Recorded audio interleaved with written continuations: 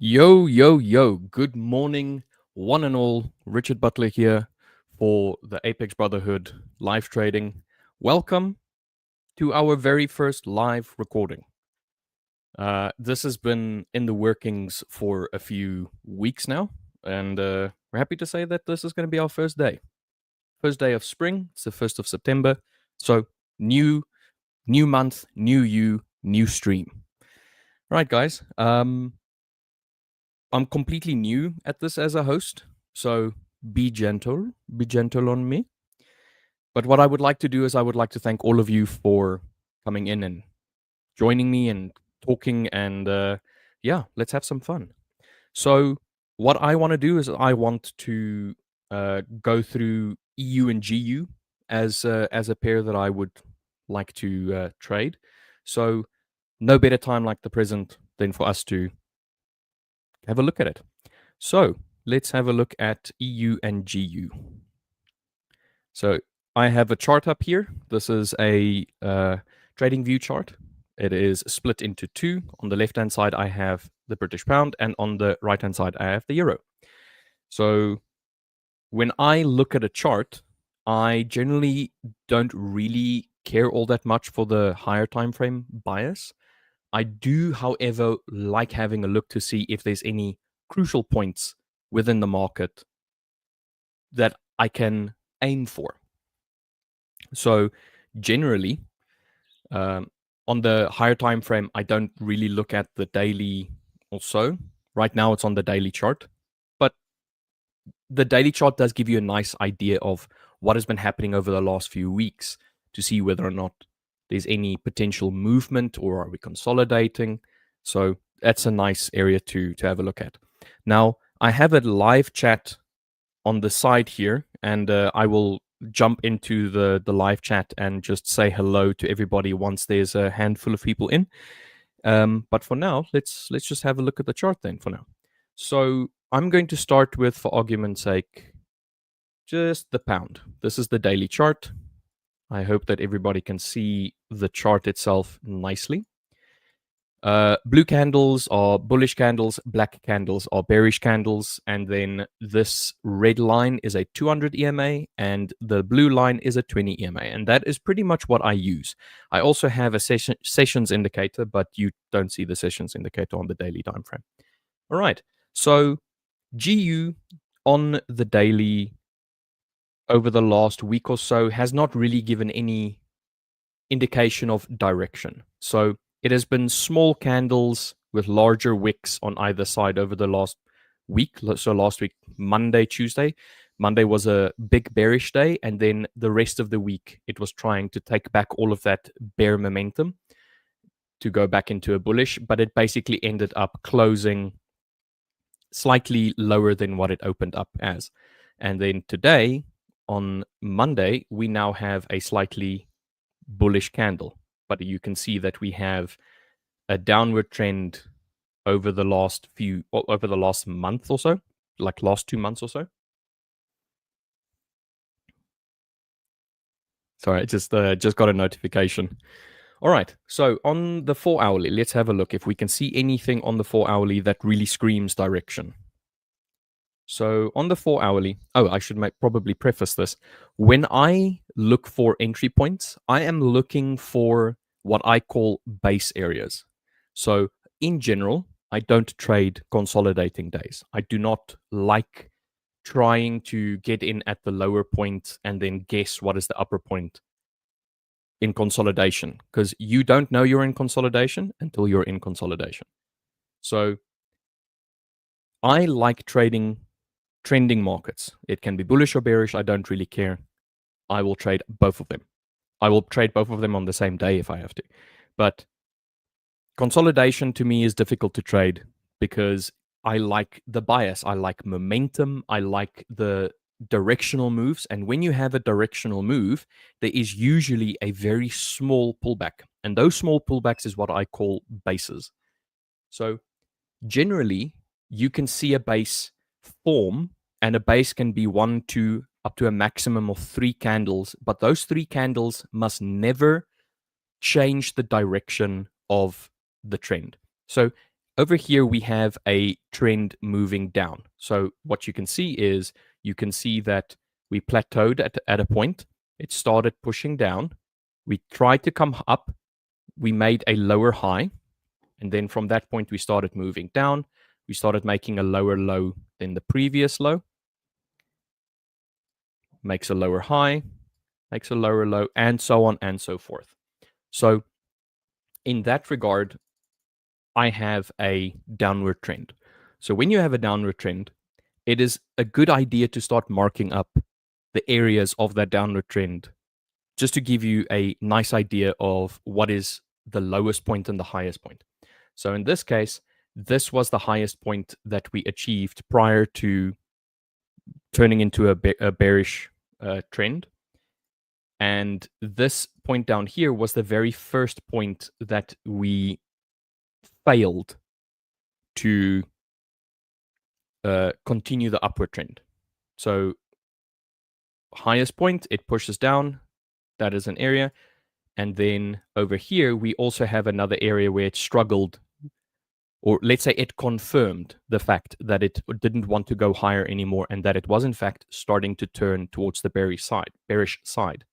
So if I just remove the last or the first two drawings and I just focus on the first one, I'm going to refine this as the point where the bearish movement initiated because it is a lower high.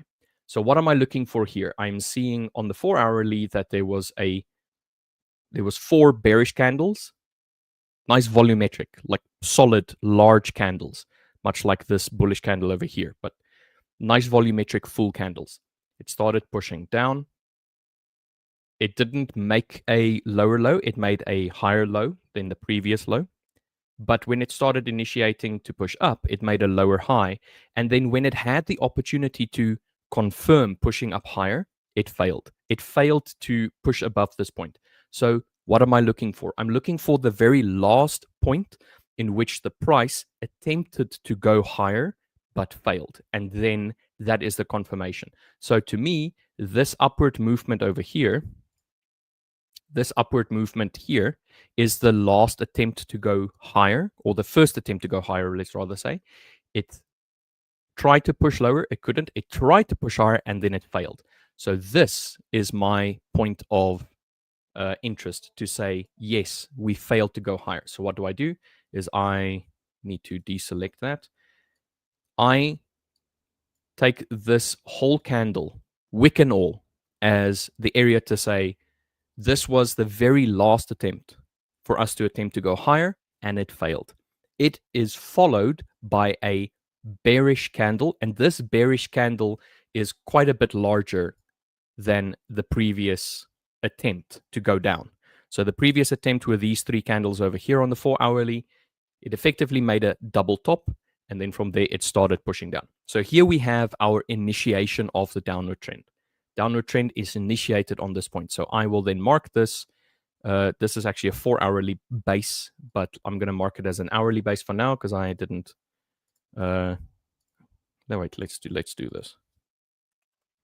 This is a 4-hourly base. Let's drag it all the way through. Cool. So now I've initiated my 4-hourly base. So from there, I am going to start looking closer down to see if there is areas within this downward trend that could be considered bases or areas where price might want to come back to, retracement areas. So on the 4-hourly, there's a fair few. Every time it moves down and attempts to go higher, you have a new base. There's a new base. It attempts to push lower, it fails. It attempts to go higher, it makes a new base. So generally what you will see is like every single time there's one of these bases, it pushes out of the base area. So it creates a base and then it plummets down, creates a base, plummets down. This was the attempt to go higher yet again, to disrupt the bearish momentum, this big candle over here. But it failed, it pushed down. So there could have been news or something happening here. We don't know yet, just looking at the chart itself, having not had a look at the news events on the specific day. This is just chart analysis. It pushes down, it consolidates, makes another base, pushes down, consolidates, and then we have the complete change. It moves completely from bearish to bullish at this point. However, it doesn't reach the previous base, 4-hour base. So now, to me, it means that we are not directional. We are now into a consolidative area because we're not really making higher highs and we're not really making lower lows. But this is just on the 4-hour. Like you can see, or you can say that the consolidation or trending here is very large. So you can see if it's consolidating, it's going to be consolidating 100 pips or 50 pips or 80 pips. So it's not really consolidation in the lower time frames, it's consolidation over the higher time frames. But you still have opportunities to trade within that lower time frame, even if it is consolidating on the higher time frame. Okay.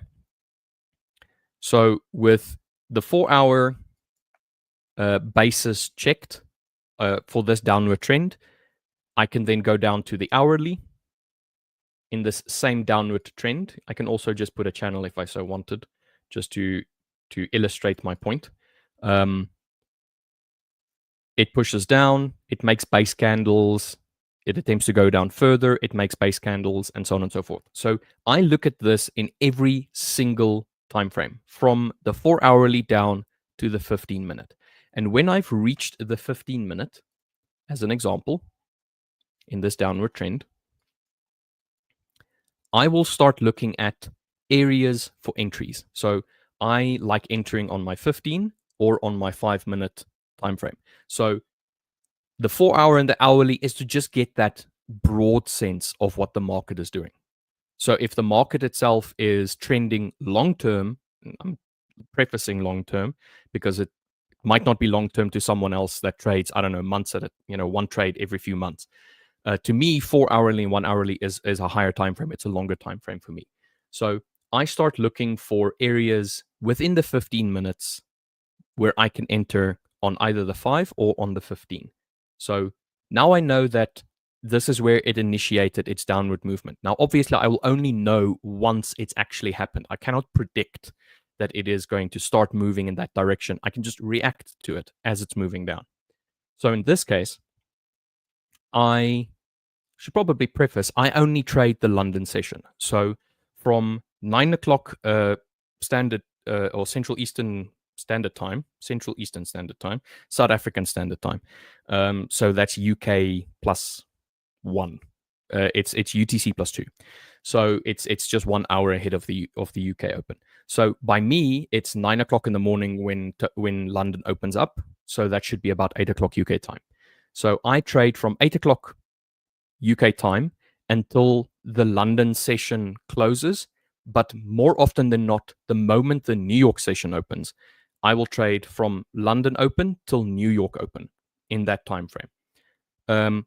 It's morning here. I'm not going to be trading the whole day.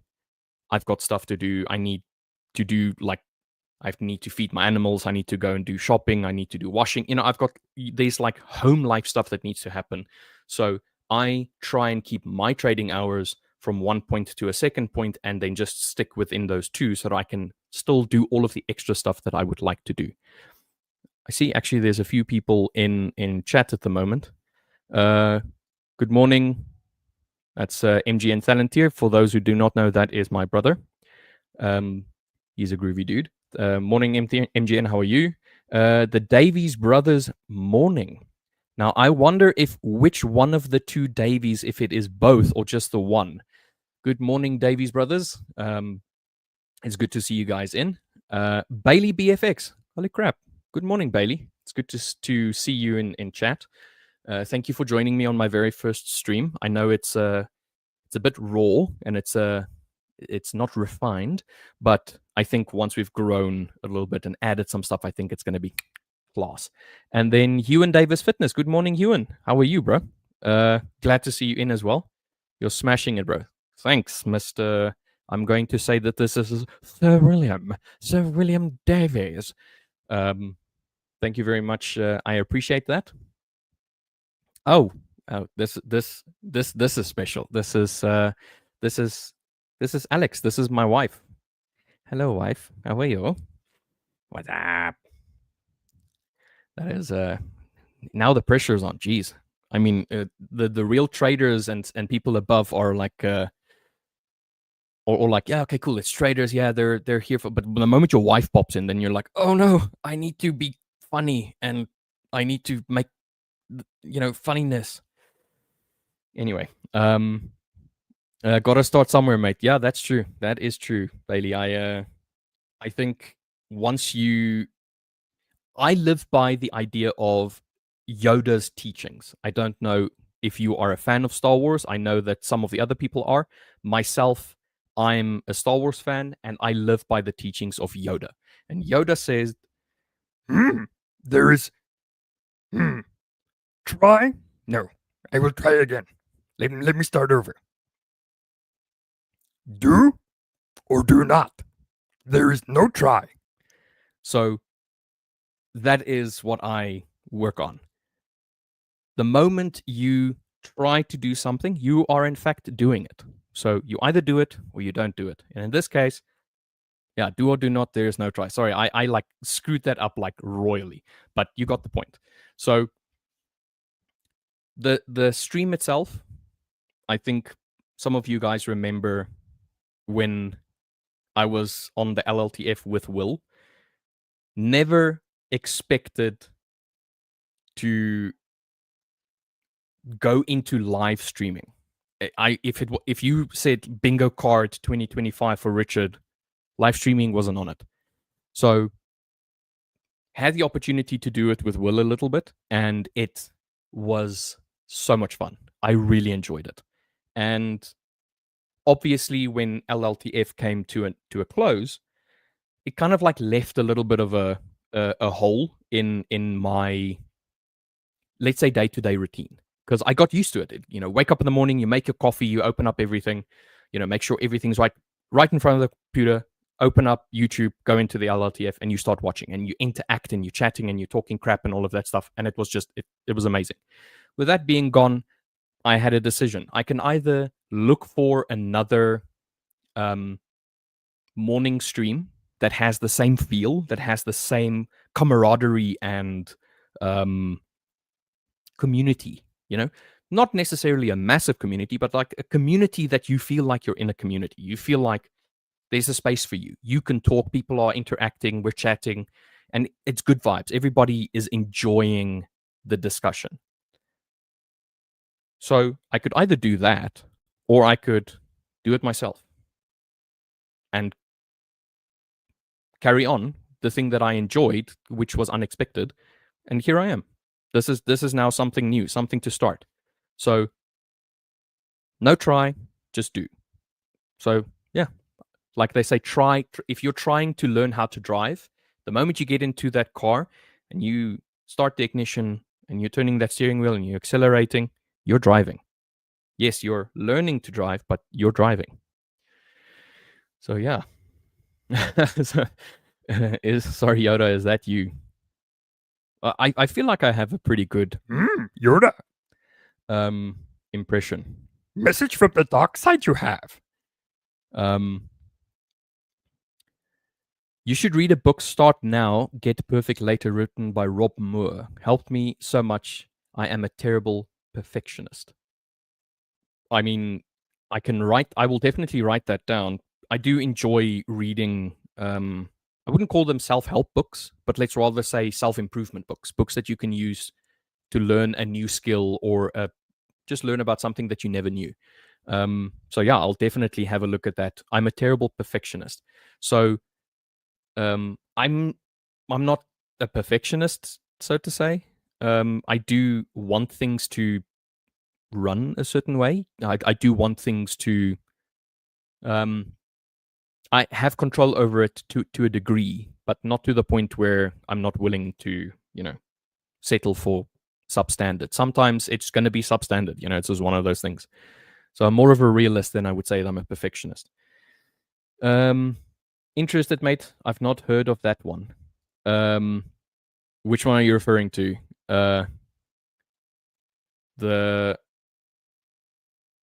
What was I saying? I've forgotten. Jeez, what the hell?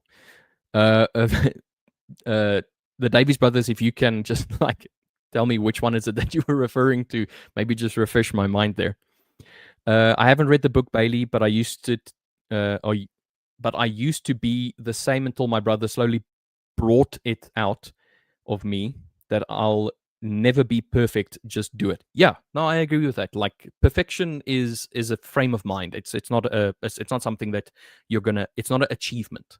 Nobody's perfect, but you can strive for perfection, and your idea of perfection is the thing that you would then strive for. So to you, if you did thing A and thing B, and if that was your idea of perfection, then you've perfected it. So there's no such thing as a textbook's definition of perfection. Camaraderie, adventure, and steel on steel. The stuff of legend, right, boo? I didn't do the voice for that one, but that is a D&D reference. Obviously, MGN is a D&D guy. It's a great book. It's fairly short, so it's a quick read. I'm halfway through The Psychology of Money. Great book. Yeah, Davies, that is an interesting read. I haven't read it yet, but I have read the synopsis of it, and it seems pretty groovy. That Tomb, great book. Davies Brothers, smiley, smiley, smiley. The book. Okay, yeah, fair enough. The Subtle Art of Not Giving a Fuck is a great book as well. I actually have that one here, and the follow-up one of that one, Everything is Fucked. And then I also have Jordan Peterson's book 12 Rules to Life, which is also an interesting read as well. You do not have to subscribe to all of his beliefs and so on, but I think the book itself is pretty groovy. I'm pretty perfect. Yeah, you are perfect to someone. Maybe not to us, but you are perfect to someone. I don't know. Where's CC at the moment? All right, let me get back to the chart. So we were last talking about the 15-minute entry points. Oh yeah. So this is this. I don't know if you can see this little blue section, but this box over here is the London session on my indicator. So generally, I don't really care all that much about Tokyo highs, Tokyo lows, and stuff like that when it comes to my trading, because I feel like those are hypothetical interest points, whereas pretty much anything can be a hypothetical interest point. It's an interest point to someone, it's just not an interest point to me. So in this case, on the Tokyo session, which is this little pink one, I don't know if you guys can see it all that well, but it doesn't really matter. Here you have an area of consolidation and then a breakout. Massive candles in relation to the amount of candles and the size of the candles that we had previously. These are breakout candles. There's nice big ones popping out. And then it tries to come back. It doesn't make a new high. So this area over here, let me just grab this tool over here. This area over here to me is the base. It is the reversal point. It pushes down. It attempts to go higher. It can't. It makes a nice little double top.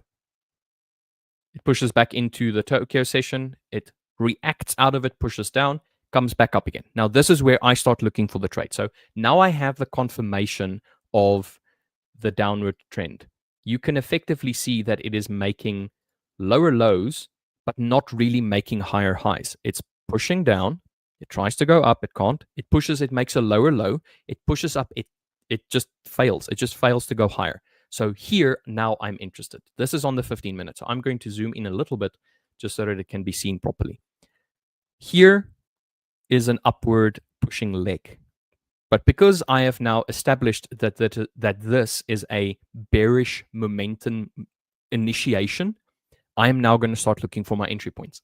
So this is the last candle that I would have used as confirmation that it is the downward movement. So it starts pushing up again, and then it makes a base candle. It attempts to go higher. I know that I'm in a downward channel, so I'm looking for sells only. And then it pushes lower. So this is my confirmation of my downward movement. So what I will do is I will look for my entry point there. This is on the 15-minute. But before I do the 15-minute, I can go and I can reduce down to the 5-minute, and I can use the 5-minute for an entry point that would be considered a sniper entry, so to say. So the last candle that I would have to look at is the 10 o'clock candle. So I go to the 5-minute.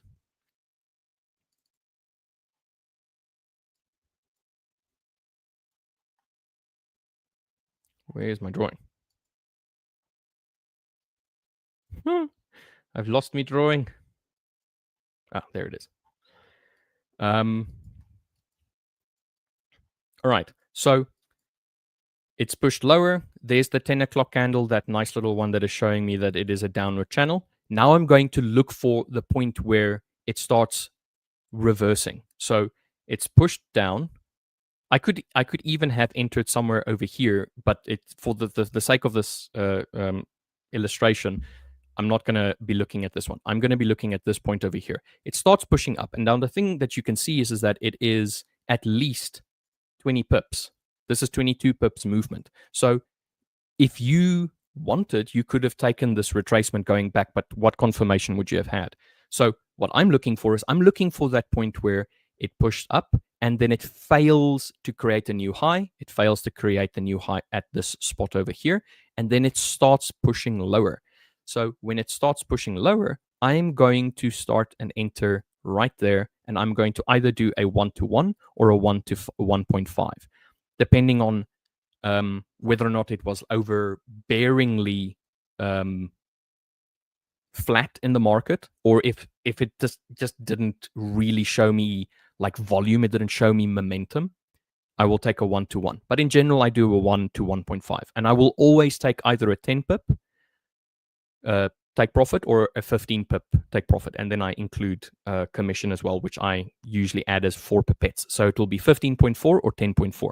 And my stop loss will always be 10 pips. And the reason for this is because I've done back testing, and I know that on EU and GU, if I have a set 10 pip stop loss and I enter and it goes in a direction and there's volume, 10 pips is more than enough for a stop loss. So this is one entry point that I could have taken. But if I wanted a better entry point that felt a little bit more according to my strategy, that follows my strategy a bit more, I'm looking for the drop, base, drop. And then the first drop in this case would be this movement here. This is a drop because it's the one that's in line with the initial downward movement. So this is a drop. Then I'm looking for a base. So these two candles over here would be the base candle. So up to 3. Base candle. And then there's the next drop. This black candle that's here, this bearish candle, is the confirmation that it is indeed going to carry on going down. So I will then enter on this line. So my entry point would be there on that one. I will then mark it for 1-to-1.5 or 1-to-1 RR, and then I'll leave it. And then it will either take profit or it will hit stop loss. And there I am. That's me. That's me done with a trade. And I will do a maximum of 2 trades a day. And this is to prevent me from overtrading. This is just as simple as that. I used to have a rule called the best of 3, where I will trade the best of 3 trades in a day. And it was because I had like bad habits of overtrading. So I would revenge trade or FOMO trade or something like that. And then what happens is you trade way too much. And the more you trade, the more trades you put in, the lower your expectancy goes. So your expectancy, you can work out on, for argument's sake, 100 trades. But that expectancy is also with the idea that I'm going to be trading the best setups. The more you trade, the less best setups you have. So your expectancy will go down the more trades you have. It's just one of those things. So best of 3, I would trade a winner and then another winner, and then I'm done. So if I have 2 winners in a row, I'm done trading for the day. If I have 2 losers in a row, it was just not my day. I just didn't read the market right, or I did not enter on my high tire or my higher, my A plus and S tier entries. I didn't enter those. So there might be something psychologically that's going on with me. Maybe I didn't sleep well, but I've got 2 losses. So what's the point of trying to recoup those losses? Just accept them. They're part of your system. You're going to have losses. May as well just take your 2 losses, go do something else, get your mindset right. But if I have 1 win and 1 loss, I need a tiebreaker. So I need to decide, am I going to end the day on a slight little win? Am I going to just take my five pips that I have in difference between the loss and the win? Or am I going to take a full loss, or am I going to take another win? So best of 3. And in that case, if I have a loss or a win, I stop. So it is whatever the best of 3. It is going to be either 2 winners, 2 losers, or it's going to be a mix up of either 2 winners and a loss or 2 losses and a win, whichever comes first. And in that case, I will make it less likely that I'm going to overtrade, and I can also at the same time see which days works really well for me, what mindset I'm in. I can journal and say, okay, I didn't sleep well this morning, so I had 2 losses. Okay, so when I don't sleep well, losses are a higher recurrence. I woke up feeling amazing. I had 2 winners. So there's correlation between how you feel and how the market plays out, how your trades play out in the market. Let me just have a quick little checkup on chat. What was the last one? I'm looking at buys from 134,790 on GU. This is GU. So 134. Oh, that is actually quite further down. Let's have a look here. 134,790. So right there. No, that is not what I wanted to do.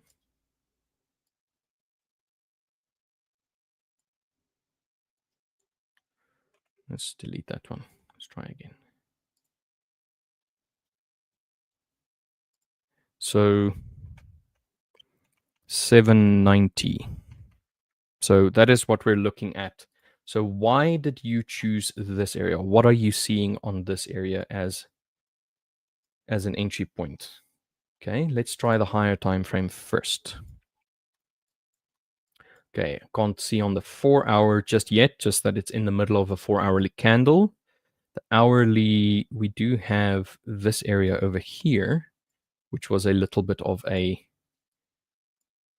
turn point. There was some consolidation there, and then it turned down. But this is 3481, so it's slightly higher, but you could be within a range that you want to try and trade. Let's check the 15-minute. The 15-minute for me has a nice little base candle right here. That could be the entry point that you are looking at, but that's 83 to 780. But that does look like a nice area.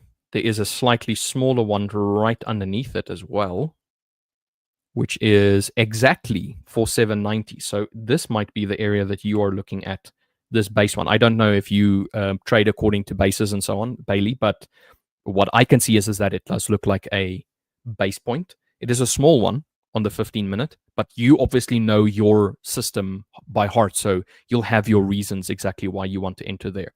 So on a higher time frame, or let's not say higher time frame, as a swing trade or a longer term trade, I would think that this is quite a lovely area, especially since we are in a upward trend at the moment. But I mean, what would need to happen for it to push all the way down to this point before we enter? I mean, how many pips are we looking at from this point over here? Why does it not want to do that? There we go. That is a 35 pip movement at least. Let's say 38 pip movement. So, yeah, I mean, you do you, boo.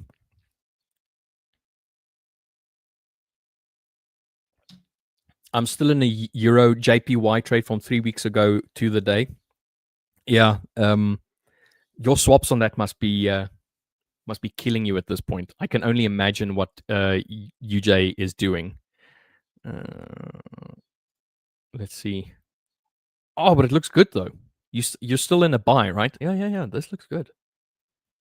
From 3 weeks ago, you should be in profit by now, definitely. And I'm sure you scaled into this one as well. So if you've scaled into it, I think you scaled into it last week somewhere. I'm not entirely sure. Let's check the 4-hourly. I think you scaled in somewhere over here, 171,500. I'm not entirely sure. You can confirm where you scaled in, but your second trade should be lovely in profit now as well. Okay, up 1.3% at the moment. That is not bad. No, my name's Richard Bailey. Not Jesus. How are the swaps on that? Positive swaps. Oh yeah, I remember you said that the swaps were positive for you. So that's pretty good. Like that's amazing. Surely not every night. Yeah, I don't know. For I think the positives, the negative swaps are usually what on Wednesdays. Was it Tuesday evenings? I can't remember which one of the two is usually for the US pairs is quite negative. So yeah. Every time I've checked, make sure you guys subscribe. Yes. And if you like this kind of content, like it. Just hit that like button and then hit the subscribe button. I mean, it's free. It costs you absolutely nothing. I'm doing this for free. I'm doing this for the vis and the onvis. I'm doing this for the fun of it, because it's enjoyable for me. So if you guys like this and you want me to do this more, let's grow this channel. Let's make it large again. Let's get a nice big community in where everybody can chat and just have fun. Not take ourselves too seriously. I mean, if we're gonna make balls up, we're gonna make balls up. It's gonna happen. Nobody's perfect, unless you're William Davis, in which case you're perfect to someone.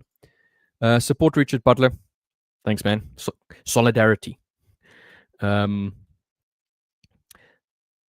see 2 little blocks. I have no idea what this is, Ewan. Best of 3 is me. That is correct. Great risk model. Yeah, I mean, going 1-to-1 or 1-to-1.5, it is a positive risk model. But if you have a positive risk to reward, 1-to-1.5, the win rate that you need to have doesn't have to be all that high. I mean, for a 1-to-1, you would need a 50% to break even. 50%. And I would think the majority of trading strategies could have a 50% and higher trading win rate. 1-to-1.5, you need even lower. You need a 40% for a 1-to-1.5. So I would hope that my strategy is more than 40%, in which case I would be break even. If it is not more than 40, then it's either going to be slightly losing or break even. And the thing is, if you have a low win rate model, but your risk to reward is 1-to-5 or 1-to-4 or whatever, I mean, you can win one trade every few days and you can still be profitable, and you can lose all the other days. So any of it can work. It is all about preference. 4-hour demand. That makes sense. Right now it is on the 4-hour. It is making higher highs as well on pound. That was the first movement. If we go to the second movement, yeah, it is interesting to see how people view the market slightly differently. For me, if I look at the 4-hourly, did we sweep these highs? No, we did not. We do have that lovely area over there that we have yet to come to, which is my 4-hourly base. I'm gonna just mark it. I marked it, but then I removed it. Okay, that is my 4-hourly base. I'm looking for that area, but I'm also looking for more recent areas that have yet to be tested. Obviously, this high needs to be swept before it will continue to go and test this higher point, and then so on and go up higher. 117858 scale on the 4-hour. That is pretty good on your EJ trade. It looks pretty good. Don't don't take life too seriously. Nobody gets out alive unless you're Jesus, in which case he got out alive. I think. I've been profitable with a 36 or 39% win rate. I can't remember how it was. It was a few years ago, or can't remember now. It was a few years ago. Yeah, I mean, if you can be profitable with any win percentage. It is a combination. So it's not just, oh, I have a win percentage. Congratulations, you have a 90% win ratio, but your 90% is with a 5-1. You're risking negative RR5 risk for one reward. So your risk percentage on its own means nothing. You need context. And the context is it's risk, reward, and the win percentage along with it. So you need both. So at 36, you can be profitable if you have the right risk to reward. So yeah. Well, I intend to live forever. So far, so good. Yeah, I'm not going to tell everybody how old you are. You people can probably see from the little beard that there's some gray lines in it. I mean, I'm gray and I'm young. I'm 22. So yeah.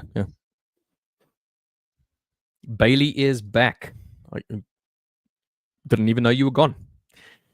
Same MGN. You Bailey. I can be profitable with a 30% win rate with my 1-3 RR. Yeah, perfect. I mean, you're risking 1 to win 3. And if you are profitable a third of the time, you're still profitable. Slightly, but it's still profit. It's still good. So the way that I see it is, and it goes back to my poker days, is the expectancy. How much am I offering up versus how much I'm going to receive? And obviously, I'm never going to be fully winning every single one. So if yours is 30%, 30% of the time you're going to make 3, 70% of the time you're going to make, or you're going to lose 1. So out of 10 trades, you will lose 7. So that is 7R that you've lost, but you will make up for the 3R, the 3 times that you've won the trade. So that is 9R. So you are up 2R. So that's profitable. That's great. 22. Yeah, I'm 22. Who's to say I'm not? You don't know me. Yes, and I can walk on water. I can walk on water like a fraction of a second, and then my body weight comes into play. Gravity comes into play, and it tells me that I am definitely not the walk on water kind. Only puddles, but still walking on water. Yeah, I mean, it's perspective. It's how you see it. Not going to say I'm old, but if I were to act my age, I might just drop dead instantly. I mean, you're gonna live forever, so that's a moot point. Anyway, let's actually get back to the charts because I'm enjoying the chat way too much now. Okay, so what am I looking for today? Obviously, we have had a bit of a bearish move, but it hasn't really made a lower low yet, but it has made a slightly higher high over this channel that we have here. It did break out, it came back, it wicked. So are we going to see movement towards the top before we see movement down to the bottom? That's possible. But I'm not a fan of this 15-minute candle over here. Generally, when you have a small body, massive wick in a direction, it means that there are still orders sitting here, but it couldn't push down. So we're going to either try and push down again to fill up whatever orders are sitting below this point, or this is to say we don't want to go down, we just want to go up. So this is a let's wait and see kind of moment at this present time. And it is Monday. I mean, Mondays in generally for me is not the best trading days because what happened last week, there needs to be some resolution. And the resolution of last week is usually on Mondays. So if there was news that happened over the weekend, or if there was unresolved discussions, or there's potential war or impact from like geopolitical things, you'd usually see the impact on a Monday from what happened over the weekend or on the Friday after the market closed. So Mondays in the early morning, you can see it in Tokyo, but you'll really see the movement either in London or in New York, because that's where most of the players are. So on GU, we did push higher. We swept these bottom sections during the Tokyo session, but we haven't closed lower. So there is a potential for us to attempt to come and take out this high point here again first, in which case there could be buy potential, a 1-to-1, a 1-to-1.5. There is potential, but I'll need to wait and see for it to create a rally-based rally before I will enter, because that is what my model states. My model states I have to enter on rally-based rallies. Let's check the 5-minute. 5-minute, we've started pushing a little bit lower after this point. Drop, we made a base and another drop. You could have entered here as that would have been a 1-to-1 exactly, which would not have been too bad. We are still above the 200 EMA, so there is a potential that we can come and test the 200 and then push through it. But we will have to wait and see on this one. Let's have a look at EU. EU has pushed higher out of the Tokyo session. It is dropped down. Let's have a look at the 4-hourly. It is still another hour and 11 minutes to go before this candle closes on the 4-hour. And in general, like the last, let's say 5 minutes to, let's say 15 to 5 minutes off the 4-hour candle, you will see generally what the candle wants to do. Is it going to close bearish? Is it going to close bullish? Or is it going to close flat? So even if we have a bit of a wick above it that's larger than the body itself at the moment, there is still potential for it to push up and close higher. So we just need to wait and see, even though we did have a rally, a base, an attempt to rally, a failed rally, and then a new rally base, and then another rally. I mean, if you were to do the rally base, rally drop, base drop entries, this could have been an entry point, and then have your stop loss just below that point and go for a 1-to-1.5, which is roughly over there. That's 25 pips. You still could have had that. So the rally base, rally drop base drop idea does work on the higher time frames, but I don't like trading the higher time frames because I like sleeping. And I can tell you that if I'm in a trade that is open overnight, I'm not going to be sleeping. So I'd rather do intraday 5 hours at most, and then be happy with the 5 hours that I receive for the trade. But in this case, this area over here is an area that needs to break through. And once it's broken through, I do like this point over here, which you can also see it broke out of this base. It came down, it retested it, and then it pushed up again. So I do like this area over here. This I'm going to make a demand zone. This is a potential area that it can definitely come back to. Maybe not today, maybe tomorrow or later in the week, if we have some dollar strength to push it down to this point. We'll have to wait and see. But at this stage, I'm only seeing dollar weakness. I mean, even the DXY is slowly turning bearish, even though we do have a bit of a area right here that it is struggling. Let's refine it a little bit. Let's say like this. Where it needs to break through lower and then push back up and then continue lower. So something like this. Don't mind it doesn't really matter the exact, but it needs to break lower, it needs to come and retest and then continue down. And then once it starts continuing down, then I would look for my base and then my continuation. So let's say somewhere over there, this is the candle, and then I can enter on this. I can put a 1-to-1.5, something like that.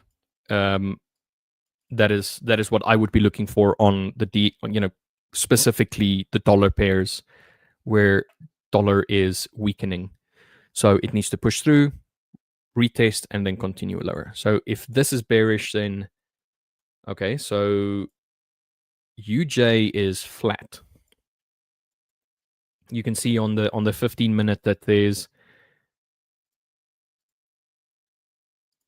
this whole section here where it's been in since August the 28th. So that's last week, even though didn't have any trading over the weekend, but still, it is a bit flat. So it will have to wait for some sort of impetus that to move it either down or up. But seeing as we have slight dollar weakness, I'm seeing that there might potentially be a drop, but not necessarily because the yen is strengthening, but because the dollar is weakening. And then gold itself, we're pushing higher on gold.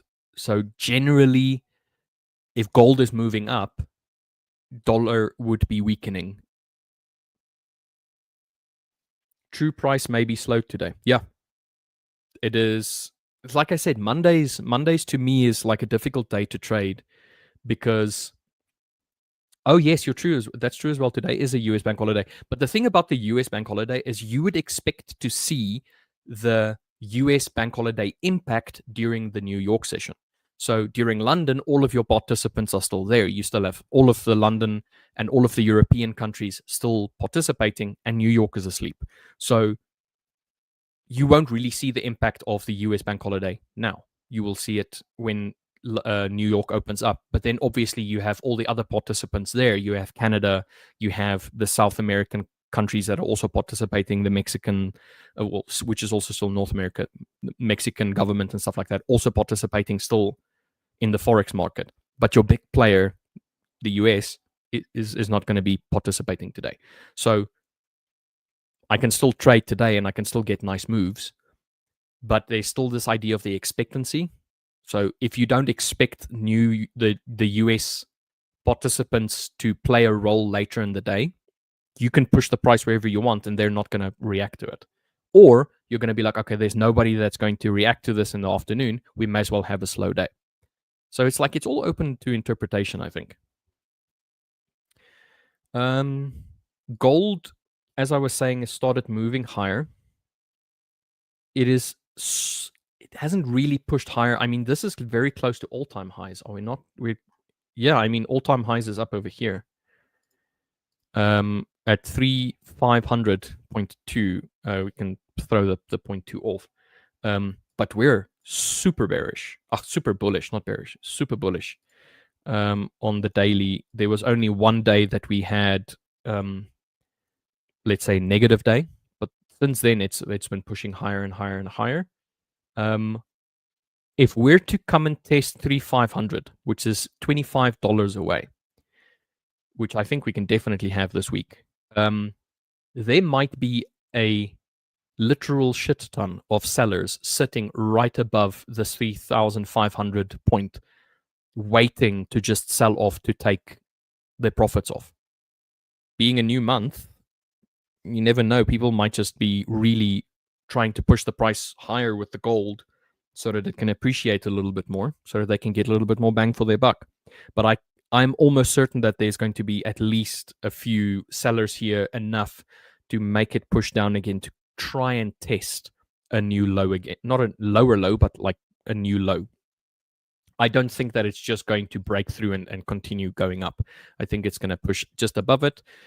It's going to try and test it again. There might be more sellers, and then it might push down, and then we'll look for whatever low point it can come to. That's at least what I think, but we don't really care what I think. The market doesn't care what I think. On the daily, though, on the 15-minute, we are pushing higher. I am looking for areas. This area over here seems like a very nice little spot. This is from last week where it was consolidating on the Friday. It attempted to push lower and then it broke up to the top side. There is a little area down here around about New York session open. That is also a potential area that it could come and test. But for that to be tested, it needs to break through the 200 EMA on the 15. Right now, we are within this area over here. We pushed higher, we came down, we made slightly lower low on the wick, but we didn't close. So this is either going to be a little bit of consolidation in this area, or it is going to push down lower and just play around this area, or it is going to push up and then test the all-time highs. But for now, it is a let's wait and see moment. Patience, guys. Patience. I think patience is a virtue that not a lot of people utilize all that well. Join the Discord. Yes, we've got some links. We have some links in the description box below on this YouTube video. So once you've liked, once you've subscribed, what you can do is you can just go into the description box and you will see that there is a few links. We have a website which you can go and have a gander at. It is still a work in progress, but it is starting to show some real life. And then we have a Discord channel. The Discord channel is free for now, at least. It's free. So get in there. We have the very lovely Hewan that has got his fitness site that you can teach you how to be physically fit. He is certified. He is magnificently chiseled. So if you really want to get off of your ass as traders, tend to sit a lot, get off your ass, get some exercise in, go and have a look at Ewan's side of the Discord. You won't go wrong by trying to do some physical fitness and follow what he has to do there. You can do the trading side where you can see where myself and other participants of our Discord is dropping in ideas and helping each other with psychological side of trading. You also have the crypto side. So we also have a crypto channel within the Discord as well, where we have discussions about crypto. What is areas of interest? Is there a new coin that's coming out that is a bit of a scam, or is it actually worth something? So go and join our Discord. It's a small community at this point in time, but we're trying to grow it. And obviously, the more people that's in the Discord, the more value you can get from more people. There's more opinions, there's more insights.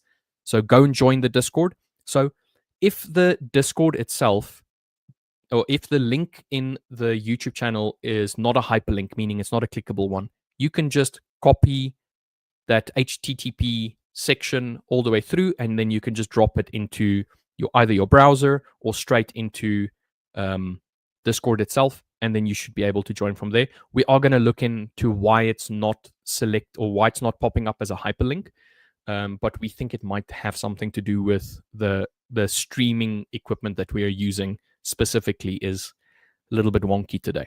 But as I said, baby steps. We're gonna grow this channel quite largely. Now, just to talk a little bit about what is the expectancy of the channel itself. The channel itself is still early days, but the idea is to grow this to the point where we can have some guests come on. We can have some live stream events to the point where this is where you're going to come to for your London session trading. So for the time being, we are going to be live Mondays to Wednesdays from 8 a.m. UK time.